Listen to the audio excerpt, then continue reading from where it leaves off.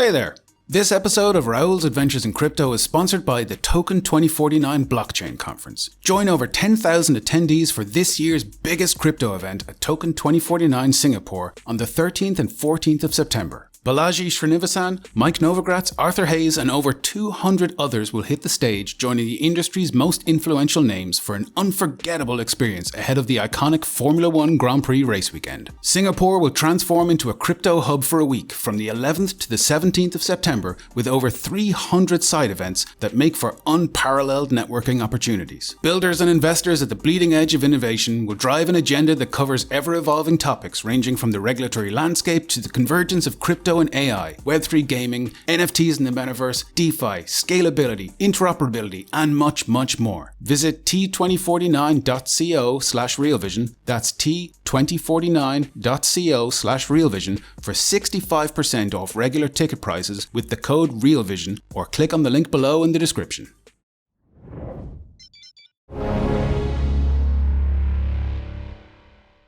This really is a revolution, there is a like self-custody is freedom in its way.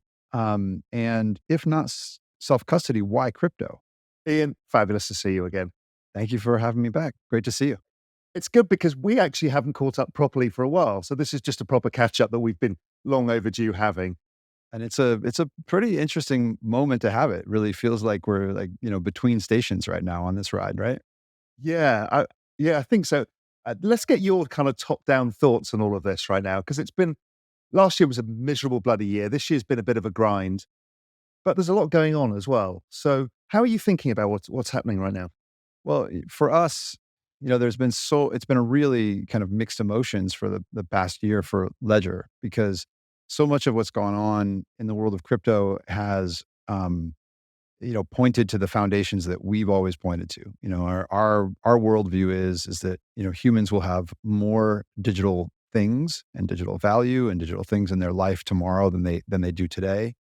And because of that, we'll need really a fundamental change in computing. Every revolution has hardware that comes with it, whether it's the personal computer or the smartphone.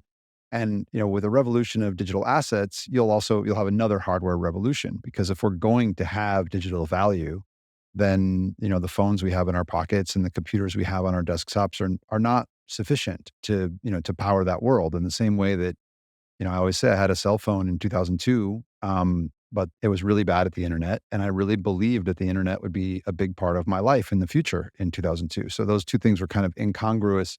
And I really believed that they would, ultimately work themselves out. And the way that they did was even, more interesting and less predictable than I could have thought at the time. And the same, we always overestimate in the short term and underestimate in the long term was definitely true.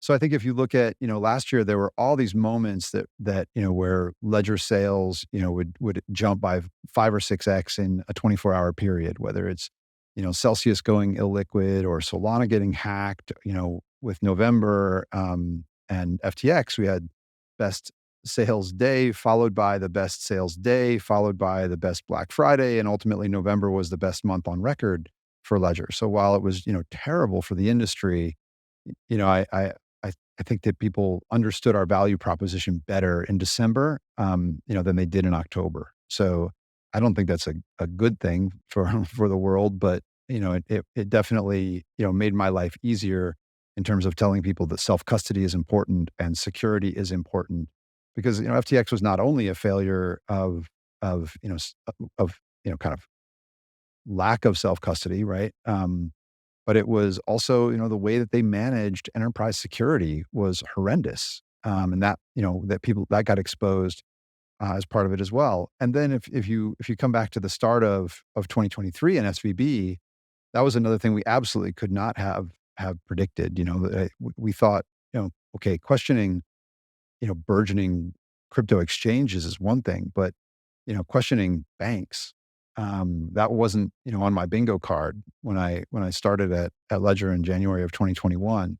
So I think with all those things, I think it's really our value prop is the right one, and it has been, right? And we have had multiple opportunities, to show that. But at the same time, it's, got a big impact on the overall market. And that market is a slowdown, huge slowdown in new people coming into the space. So where, we were, pretty flat 2021, 2022, we've seen the same slowdown that others have had in 2023. And we're really, using that as the opportunity to get ready for what we, feel is, we want to be ready for 2024. We don't want to be, the reality is we could have sold more in 2021 had we had, the inventory, the product. There were things that we weren't ready for in 2021 when things really took off. We didn't have the inventory that we needed to meet all the market demand. We weren't, properly integrated into MetaMask at a time when NFTs were taking off. These things that are, very practical, where you have to be ready for the market when the market goes. So for us, that's what we've been spending the year doing, is making sure that we're ready for whatever comes in 2024. Now we know that story will be different, than it was in 2021. So we're trying to, predict what we think that might be. But we know that, there will be another wave. It'll bring a whole bunch of new people in, and those people are going to need security and self-custody, just like people in every other wave have done. And we're trying to be ready for what that next step up looks like.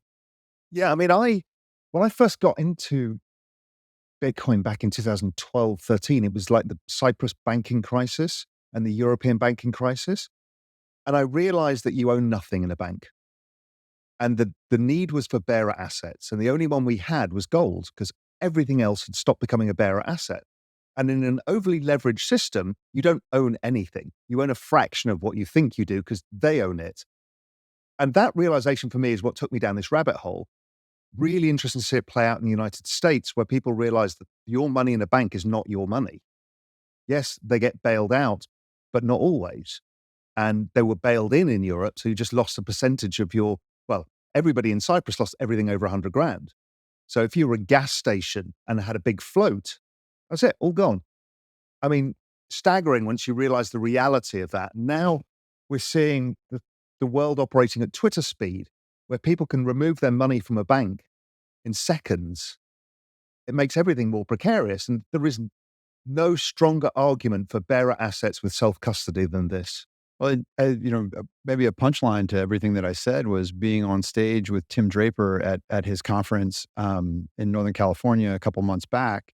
You've got a lot of his startups in the audience, and Tim turned to the audience and encouraged everyone to take 2 months of payroll and put it on a ledger, because then no bank run is possible. No bank run. Now you've got 2 months of payroll that you'll always be able to pay. And so, like I said, that wasn't on my bingo card. That we would go to that place.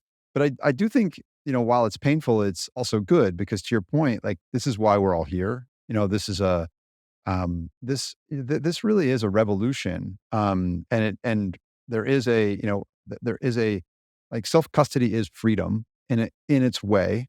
And if not self-custody, why crypto? That's always been our mantra. And, but 2 years ago, I would have people that really thought, like, oh, come on, Ian, you're such an idealist. We've got these great exchanges with, lots of features and good liquidity and great rates like FTX and Binance. And what are you worried about, dude? Come on, lighten up, and that I don't have that conversation anymore. Now it's a question of, like, what can you do with it and how do you make it easier to use? So for us, Stax is a step toward, making a more consumer-friendly device, a device you can imagine, not only selling at Best Buy, but also selling at, something that's very consumer, like Target. And Ledger Recover, which we took a lot of arrows on this summer, we believe is really necessary. There's so many people, that tell us every day that they want this product. I can understand also why people who are very, early in crypto, it's not what they want. Okay, that's fine. It's not, it's an optional thing that they don't have to have or even be affected by. But we all want, the next wave of people to be able to have both security and self-custody. And it's a question of, if not that, how? Yeah, I think the point you raised earlier is, like, we don't know what the next wave is going to be like, but it's likely to be more consumer than the past wave, because each one has been.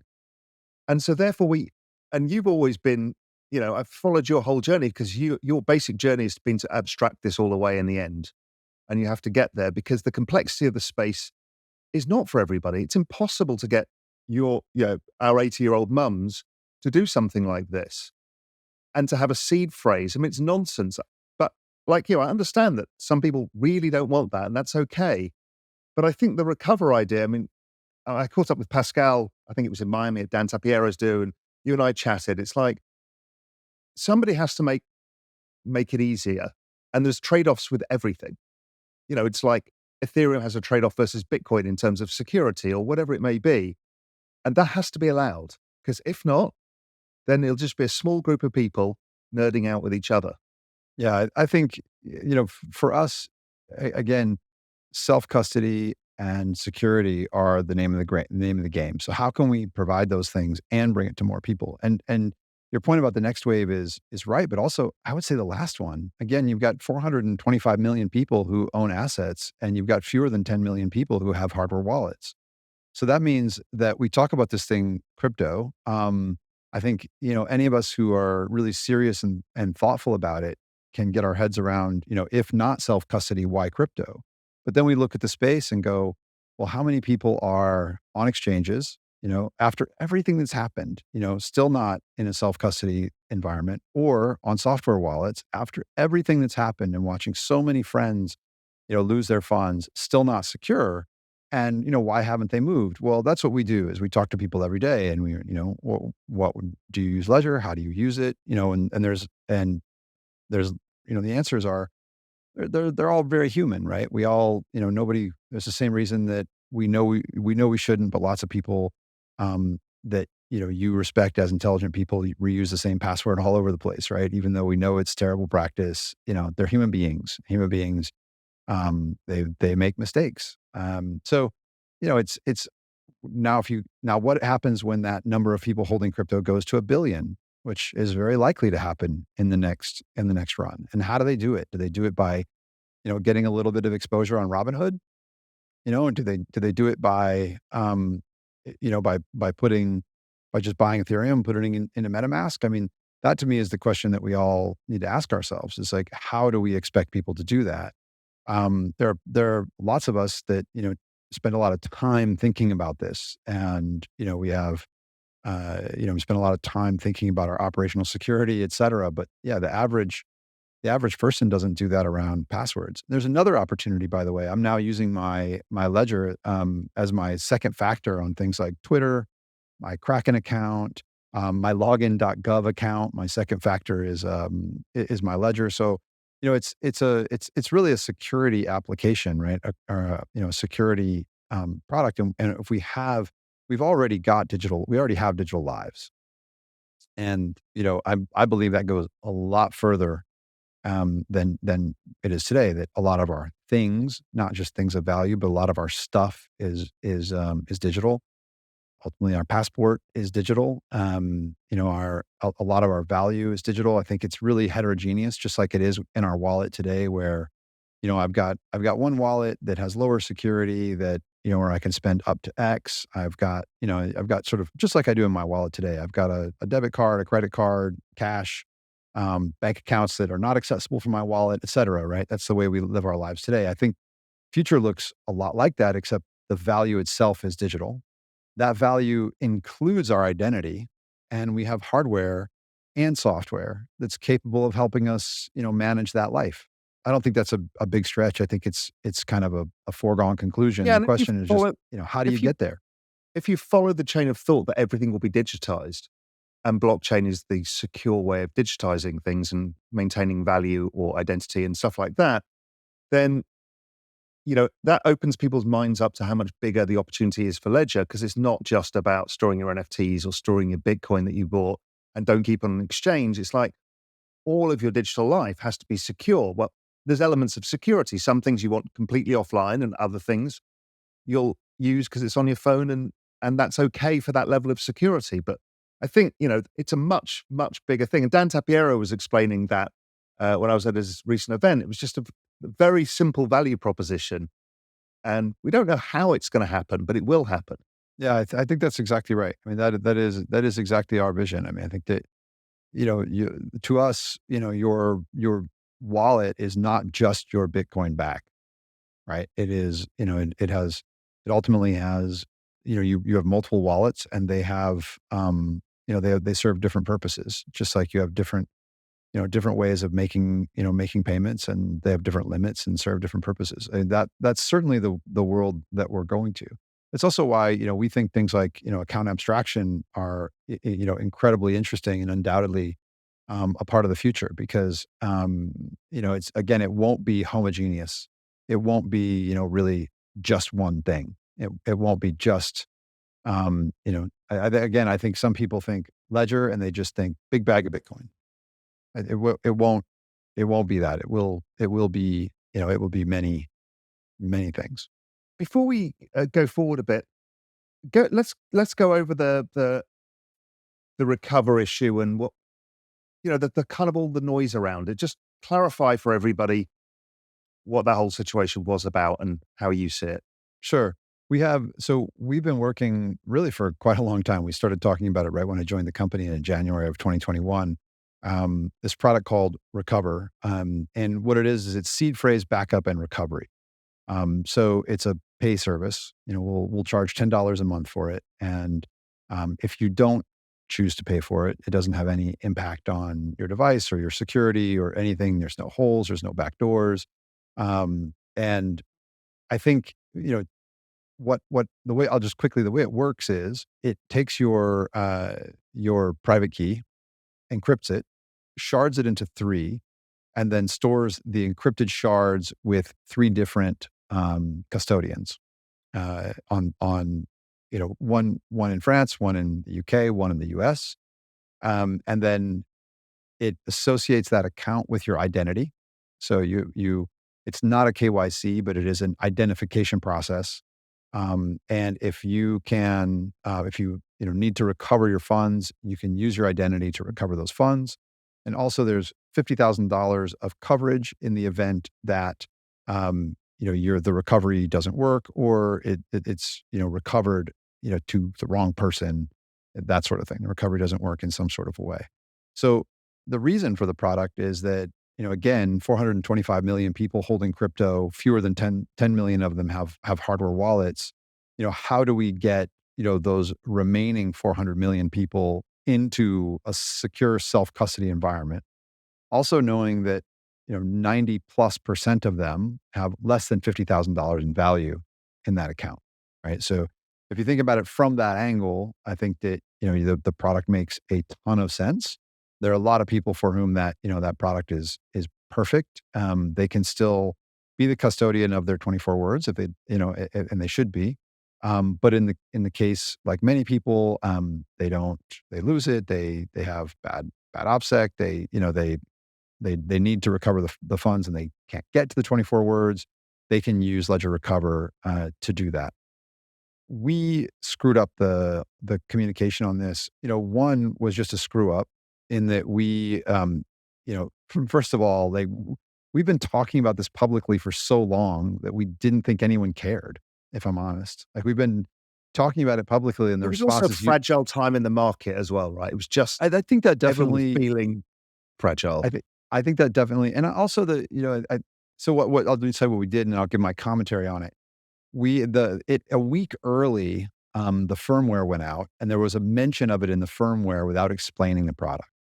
So, people jumped to conclusions about what the product is and how the product, or what this change might do to someone who didn't opt in before we had the ability to explain to them what the product was and that there was no impact if you didn't opt in. So, and I think, like you said, it was a fragile time in the market and people were open to FUD. Also, I think it's just about audience, because the fact of the matter is 2 weeks earlier, we had announced this product in Wired, but 2 weeks later, the release notes went on Reddit and Twitter and went ballistic. So it says something about media too. Like, the people who might care about this and about this issue certainly don't read Wired. They do read Reddit and Twitter.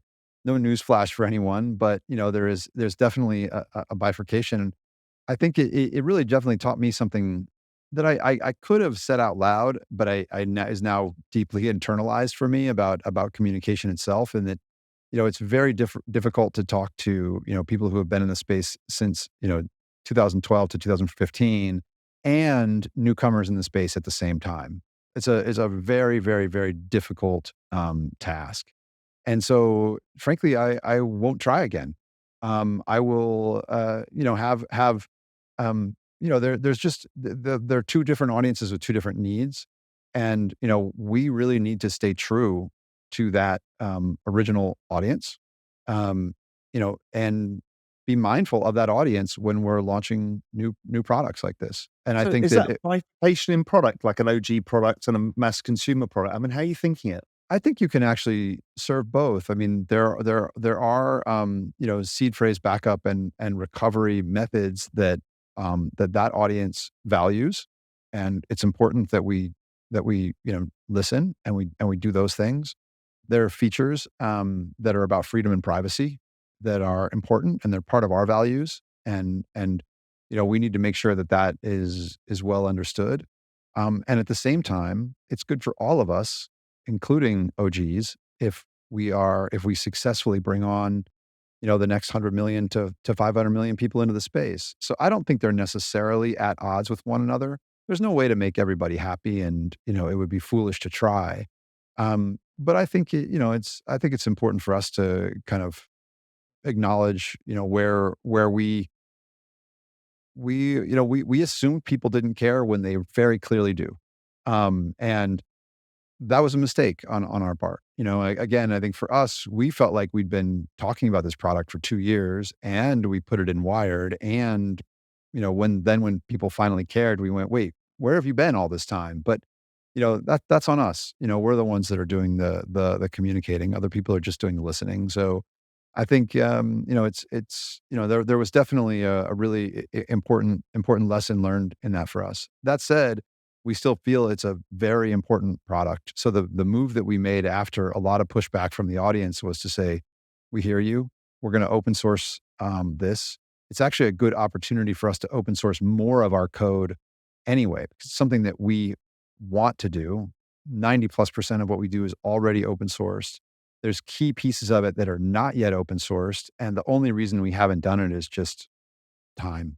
You've always got, especially in either market, right? The market's either racing and you're trying to keep up, or the market's down and you're more resource constrained. But you've always got, as one of my best friends always used to say, 20 pounds of shit in a 5-pound bag. That's always true. And we've never had time to do the full kind of open source that we've done. And we took this moment to say, okay, we hear you. We're gonna do both these things at once. We're gonna open source more key pieces of the code, and that will give, and we'll publish a white paper on exactly how Recover works, and that'll have also advantages for the ecosystem, where you can kind of roll your own endpoints if you'd like, and gives more flexibility. And hopefully, by doing this, we can achieve what everybody wants. OGs want more visibility, so do we. No difference in opinion there. But also, we want to be able to have a good for-pay feature for newcomers in the space, so we can all onboard the next 100 million people. So that's what we did. We definitely ate some crow in the meantime, but I think in the end, and especially as we were talking about earlier, if 2024 turns out to be a good one, I hope that the entire industry is going to be happy that we have this product. And I mean, I as soon as all this went down, I get a call from a friend. He says, "Oh man, I've got a friend who was moving, and his car got broken into, and he had his ledger and his recovery phrase both in the box together, and they're gone, and it's not an insignificant amount of money to him. And is there anything that he can do?" And of course, there isn't. Looked like the money hadn't moved, so probably the thief doesn't even know what's in the box. What it is, Yeah, or that he can actually access the value with the recovery phrase, but it doesn't help out the person who had the loss. And the reality is that this guy had recovery, he'd be fine. He'd be able to, ring up the service, use his ID, get his value back, recover his wallet, move it to a new wallet, so that if the thief one day does open the box and realize that there's a recovery phrase in it and what it is and everything else, But it's just, I said to my friend, I said, the saddest part about this is if we had Ledger Recover, if this user had Ledger Recover, he would have an option. And today he doesn't. And I've just been through like a month of hell for people who don't want this option to exist for people. And so I think that, history will sort this out. And I think that, ultimately we'll be on the right side of it. Hey everyone, Raoul's Venture Crypto, it's really my flagship show. It's where I interview the best guests in the world, people you never get on another show. I think it's the best show in macro, crypto, and Web3 combined. In fact, that's what it does. It covers everything. But really, it's all about the revolution in Web3 and crypto. And I'd love it if you got it every week in your inbox. All you have to do is just click on the link below, pop in your email address, and you'll get notified every time it comes out. And you don't miss anything as you take my journey into the exciting new world of crypto and Web3. Thanks. So the other product I've always followed because you built it was Ledger Live. Where are you going with that? Because you keep adding new features. It's becoming a really powerful tool that I think is still underutilized. A lot of people don't use it as much as they could do, but where is your vision going with that? Because it's becoming the whole world of crypto all in one app. Yeah, we think it's quite underutilized as well. So Ledger Live, just for those who don't know, it's the companion app to your Ledger. So you buy a Ledger Nano or ultimately a Ledger Stax, and then you set up your device with Ledger Live, and then you can use it whether just every day to check market prices, or to send, to receive, to buy, to swap, to stake, and then we have a whole section called Discover, which gives you access to the world of DeFi and apps by connecting automatically to all of these Web3 products. So where we're going with that, again, it really is a bit of a Swiss Army knife. That's the thing about Ledger that people forget as well, is that being cross-chain is, it adds a lot of power. It adds a lot of complexity. Look at something like staking. If we were an Ethereum only wallet, it's a very different proposition than if you're really, supporting all chains, which we attempt to do. We support, the vast majority of the market cap of crypto on Ledger devices, and that's where more than 20% of the entire crypto market cap, and more than 30% of the entire NFT market cap is secured on Ledger devices in some way. And so, Ledger Live is meant to be that Swiss Army knife that helps you do whatever it is you want to do, whether it's portfolio management, secure send and receive. One of the major things is just security. You want to be able to clear sign, and that's something that you generally can't do with a software wallet. In other words, you want to be able to, if you're signing a smart contract, what is it I'm signing? What's the, let me read the contract before I sign it. And also, read it on a secure screen, because you can trust the display on a Ledger device in a way that you can't trust a display on your phone or on your computer. So, Ledger Live gives you the ability for that clear signing in a lot of those circumstances as well. Now, where we want to go with that is really more and more exchange connectivity, because I think we're fans of the exchanges of the world. I think, and especially in light of what's happened over the past year and a half, Jesse from Kraken has always had the right approach, he's always been a believer in self-custody for his customers.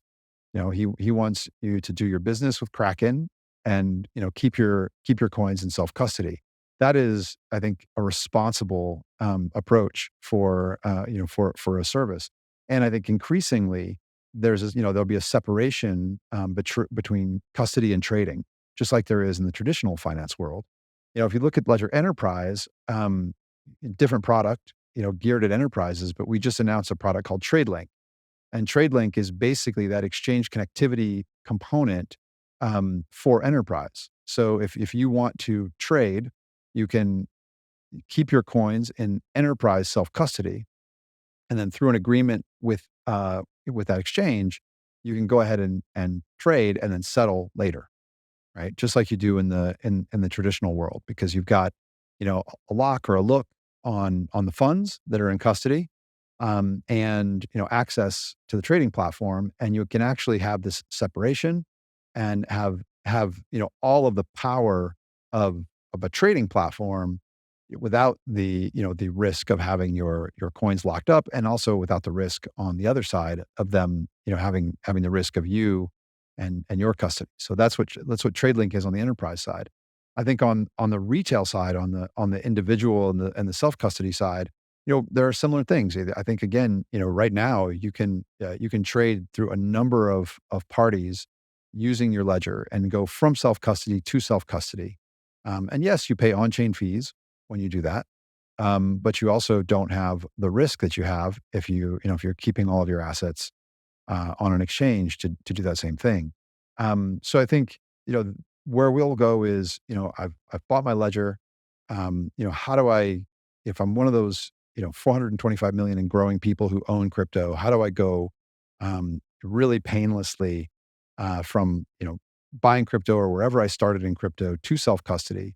And now just how do I accomplish the things I want to do with my assets? Of course, I want to follow them and follow their growth, but I also want to stake them and earn yield.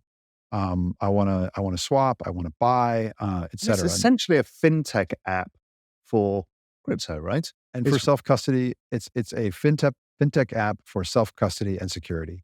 Another way to look at it is like our mission is to improve the ease of use in the world of crypto without ever compromising on self custody and security.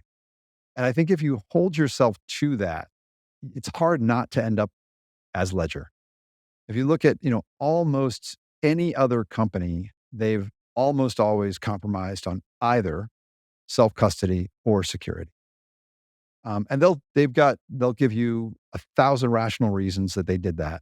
It's not possible unless you have to do this. Ease of use, they will always have some rational answer for it. Ours has just been, like someone who will, never take a drink or never eat an animal product or whatever, pick your kind of idealistic poison there. But, that's just it. We just say, no, we will not compromise on self-custody and security. We believe that, self-custody is crypto. And we believe that if you have digital value, then you must have security without compromise. And so Ledger Live then is, meant to be the companion app that runs on your insecure phone that does what you need to do so that then you can do the secure operations on your ledger. Without the sounding infomercial for Ledger, but it's just because I'm fascinated. I've been following this whole journey, and I'm obviously a Ledger user. Just talk us through Stax and when the hell it's coming out for most people. Because I think people are waiting for that. Yeah, us too. I was there at the launch party, and it's fucking cool. But Okay, so for those who haven't seen it yet, Stax is new Ledger device. Has the same architecture as the Ledger Nano. It was designed by Tony Fadell, who was the inventor of the iPod and co-inventor of the iPhone and founder of Nest. And what Tony had in mind when he built this device, there's a podcast with Tony and I that you can go listen to if you want to hear it in Tony's words, which are much better than mine. Was to have a device that, A, says value. So that's hence credit card sized. But B, it really feels like a consumer device, right? Something again that maybe not our 80-year-old moms, but, certainly, my sister would want to use, and has real ease of use. So instead of a teeny screen, it's got a much bigger e-ink screen. And then what this is the world's first curved e-ink screen. So the screen goes all the way around the edge. And it's really, quite a beautiful device. He also designed them so that they are magnetic. So if I have two of them and you put them together, they stick to one another. What Tony was sort of asking himself is, what does a future like stack of cash with the band around it look like? And that's where the design came from. But the magnets also give it a bunch of cool features. Like these are these little folios that we made, and you can put it inside there, and it magnets in, and you can even stack them up with the folio if you want. Like they're really, it's the design that Tony did is so clever. I mean, I always say like Tony's the only person I've ever worked with who can design both the circuit board and the billboard. He really has the deep technical knowledge as well as the vision.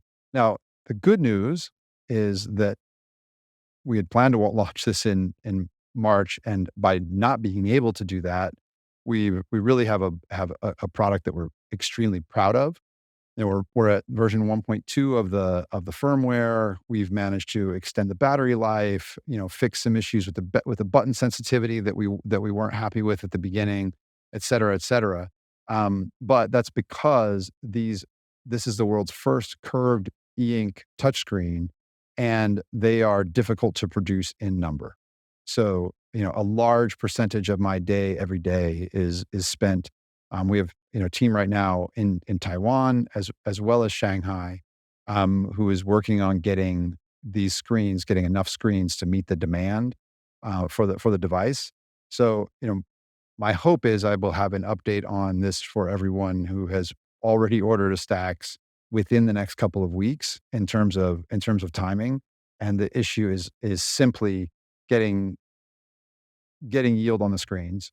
So, we're so close. And what I'm trying to avoid doing is saying something, before I, really can make the promise, because I don't know what I don't know.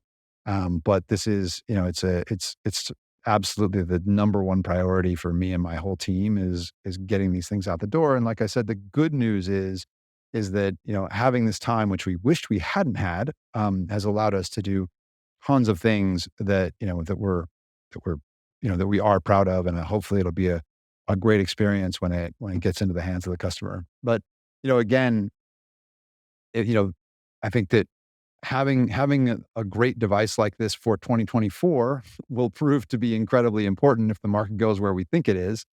I do not like the position that I'm in at all, where, I'd wanted to ship these devices to customers in March, and here I am sitting talking to you in July, and I'm still not shipping them to customers.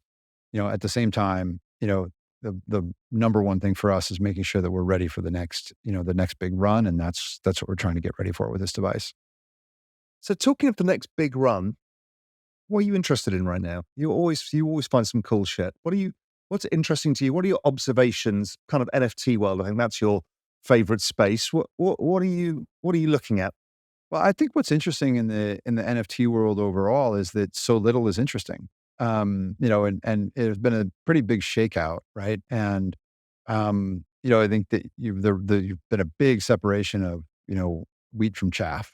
So in my view, you've got, and this is my personal view, by the way, this is not a Ledger view. I think there are a lot of people at Ledger that, wish I'd shut up about NFTs, because I'm sure a lot of the audience does. And I recognize that, but you're asking me what I'm interested in personally.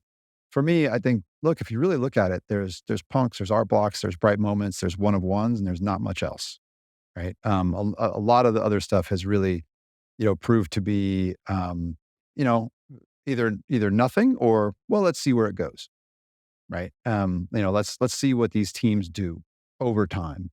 Like a lot of startups, right? They're fun to talk about, and you get a TechCrunch headline when you launch if you've got something interesting. But to get that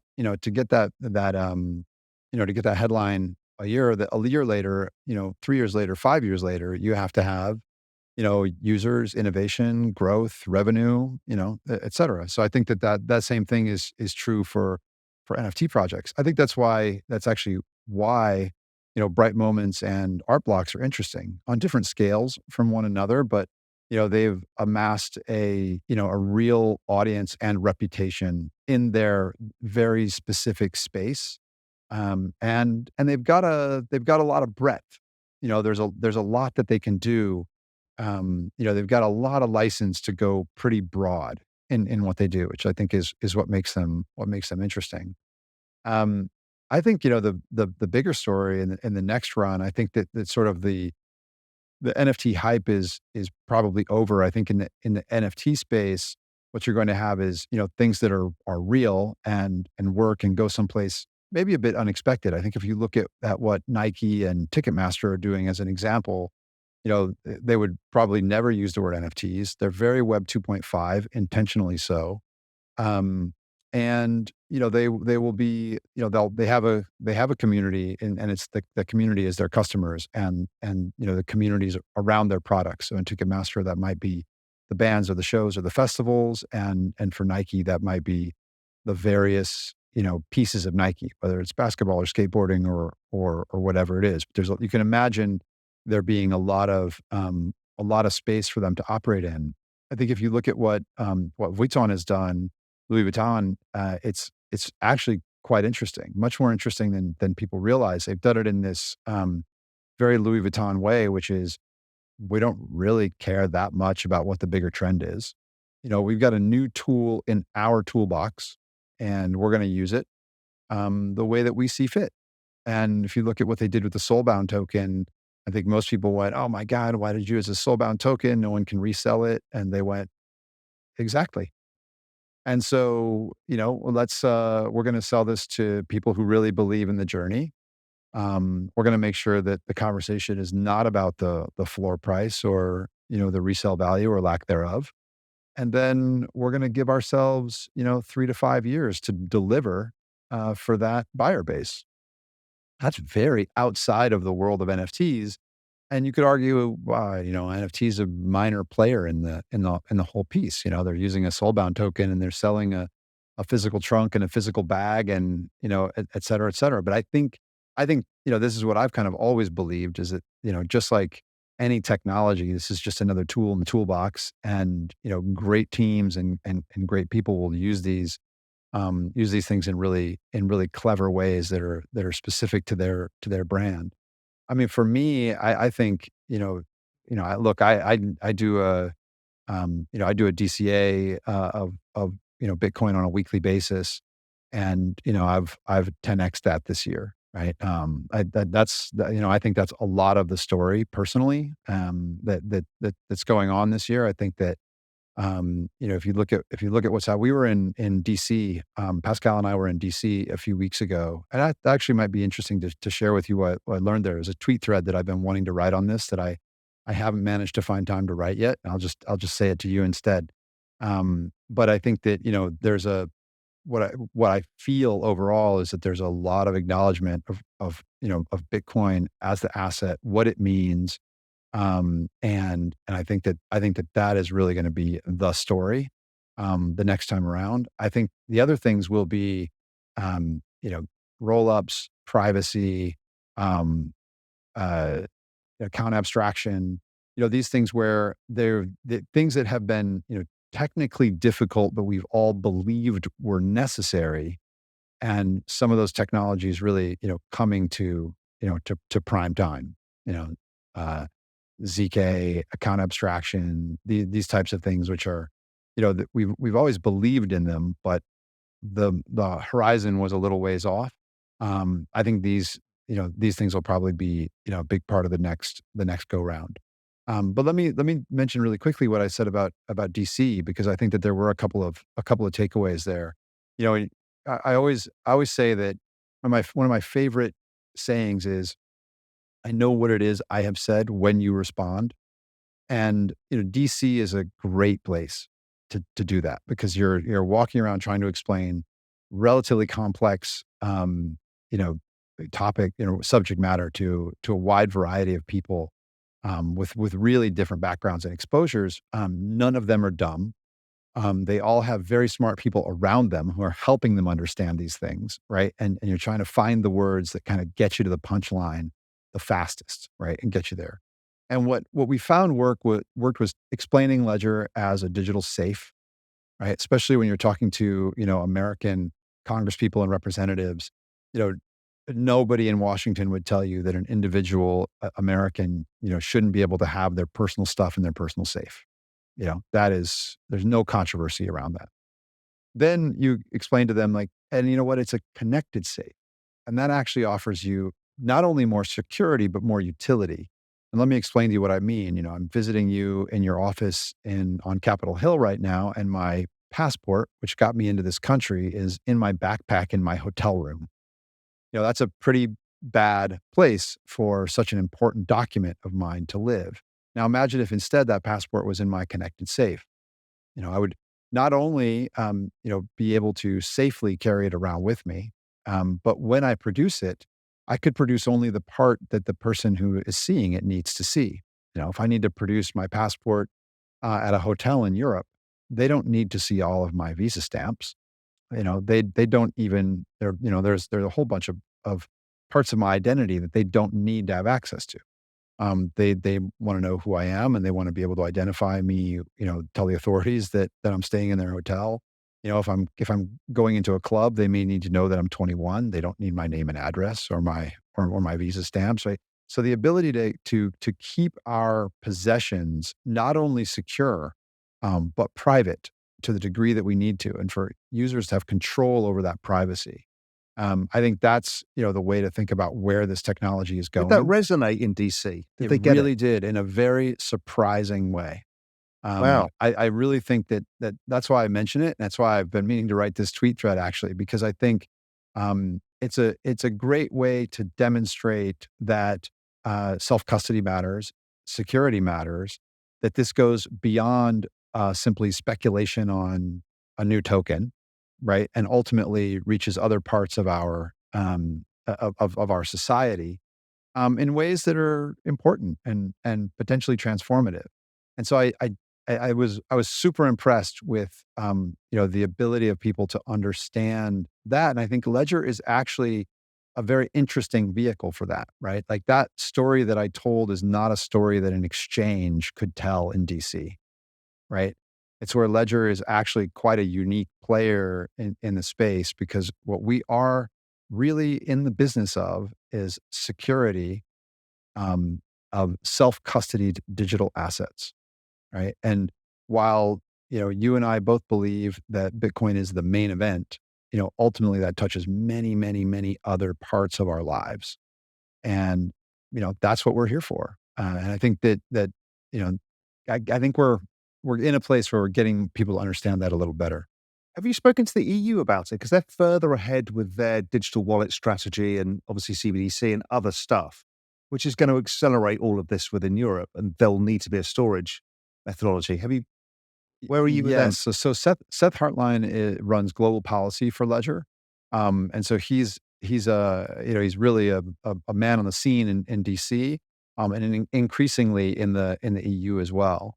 And I think the thing to remember, and Seth would be great for you to talk to about this. Like, you'd really must do. enjoy it. I mean, he's incredibly, like, well spoken and well respected in these places or on these topics. I think that the thing to so the answer is yes. I think the thing to be cautious of is that the EU is really a regulation machine, right? And you could say in some ways that the US is kind of an anti-regulation machine in a way. Like, the system, when the system works, nothing happens. When the system works, everybody just argues and things don't move forward very quickly. The system is designed so that things are very difficult to get done, and that is by design. Because sort of less is more in many cases. And so I think the thing that's a bit worrying on the EU side is that it is a regulation machine. So yes, they've moved things more quickly, but more regulation is not necessarily good in the longer term. So what we have in the US, which is regulation unclarity, or regulatory unclarity, is that a word? Is certainly not good, and we're experiencing the throes of that, I would say. But I think that the other side, which is regulate everything, should also worry us. So yeah, we're involved in conversations on both sides. I think what we all really need to be cautious of is, like I said, it's not controversial in Washington today to say that people should be able to own their own stuff and lock it away in their safe. And then of course most of us would say, well, there was a time when it was illegal to hold gold in the US, right? So we just want to be, we want to be careful of what we are, what we sign up for when it comes to when it comes to our digital assets. Now, here's the other thing I think, though, that that really worked in Washington. And I had this, I was able to have this conversation more than once, and man, it's really fun, and you just see the light bulbs go off when you have this one, which is to say, okay, here's a heady statement that a lot of people would say, oh, I don't really have the technical expertise to have an opinion on that. But you say, without decentralization, you cannot have security. And that doesn't ring a bell for most people, I would say. Now, the way that you get it to ring a bell for everyone is you say, and to demonstrate that, just tell me whose database you would like everyone's information to live in. Which one? If not decentralized, then, well, which database should it go in? You want it to be in Apple's, in Google's, in Facebook's, in the US, in China, in the EU? Whose database do you want all the information to be in? No one really has an answer to that question where they say, I mean, I think there are some people in the government that would say, well, the US government, of course, right? But I think really anyone who really understands democratic values stops themselves before those words come out of their mouth, right? Because the fact is, and I like that this is both a technical fact as well as a societal one. Without decentralization, you cannot have security, period.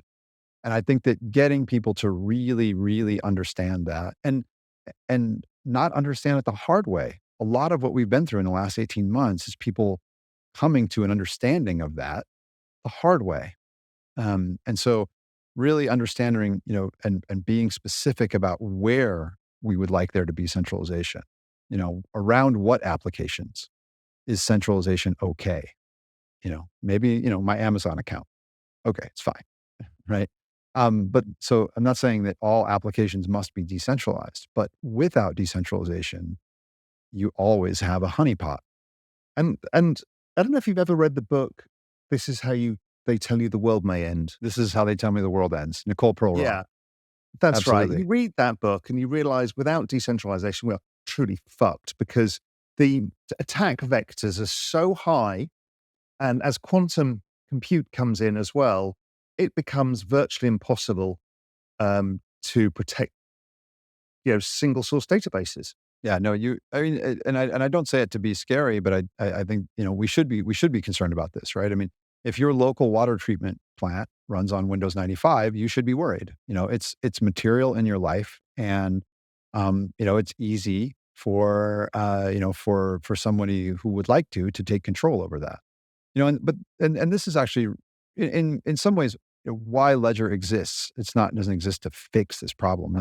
We're not the solution to this problem, but we exist because we realize that anything that can be hacked will be hacked if there is a will to do it, right? So you've got, effort and reward, and, on certain thresholds, everything that can be hacked will be hacked. And if anyone listening hasn't yet read Nicole's book, This Is How They Tell Me the World Ends, really please do, because it gives you a sense of the fact that, cybersecurity isn't just about, the photos that are, in your iCloud account or your Bitcoin, right? It's using a VPN and I'm going to be fine. It's like no, exactly. It's every aspect of your life.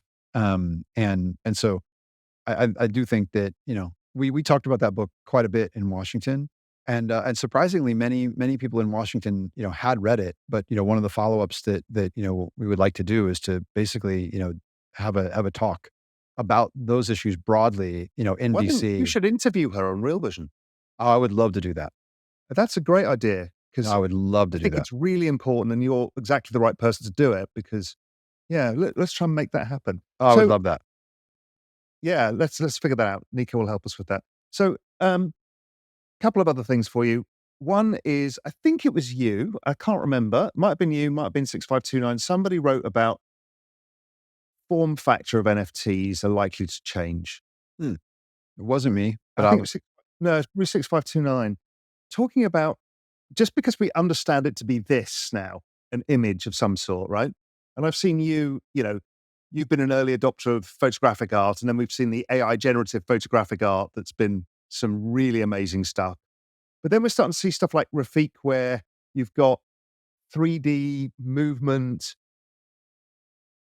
And it feels that if there's innovation to come from the space, it's the form factor. That we're still so driven by a picture we put on our wall or a photo that we have. And now we can enable everything. And as Apple develops that technology as well, and everybody falls into line, it feels that something there is going to be interesting. Who's going to make the breakthrough in that? I completely agree. I think that, fundamentally, this is just about digital ownership, right? I also feel I feel so often, that I'm so lucky to have grown up with the Beastie Boys as my mentors. That was my other question. Be- Why weren't you in that film? And what did you think of it? the I was, I'll come back to that. But Yeah. but what I always said, look, when the Beastie Boys did that book, we were talking about the marketing, and I said, look, they were like, look, we're not interested in Instagram or any. This is just not us. I said, look, you guys should do what you always do, which is abuse the medium, right?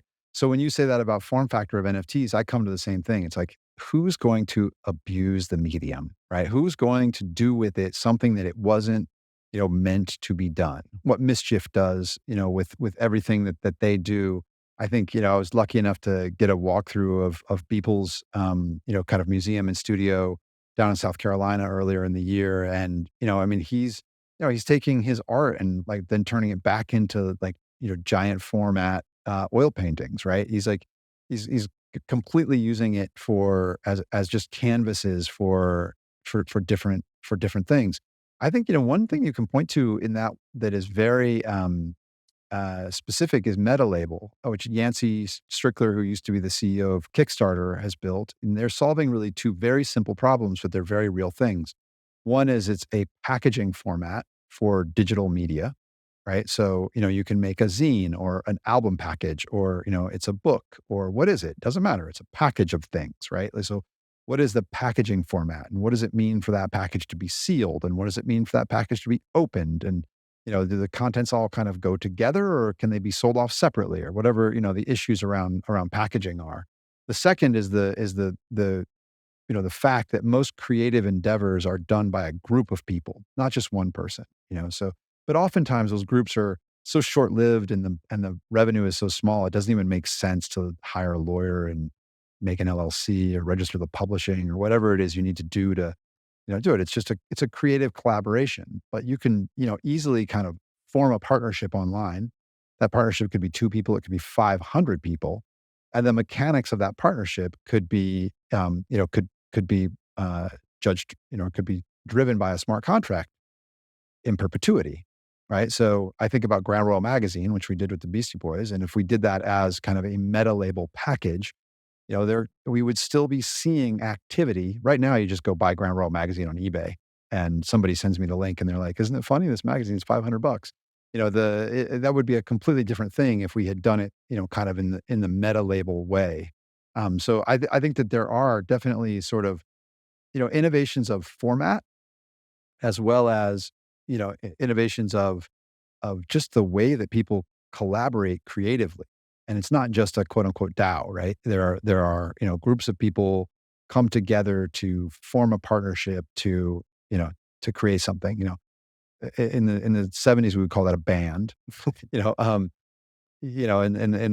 2000s, we'd call it a website. I don't know. But it could be anything. So I think that's that. I mean, the Beastie Boys, and the film on Apple TV. Yeah, right? I loved it, obviously. Well, the film, I loved it. They did, the way that came about, I don't want to speak for them, but just quickly, they made the book, Beastie Boys book, which I think is fantastic. I love even the chapter that they didn't write, which is just like a picture of New York in the 80s. It's a reminder of what New York was culturally, internationally at that moment. And also kind of what the internet took away from New York as being that real center of culture.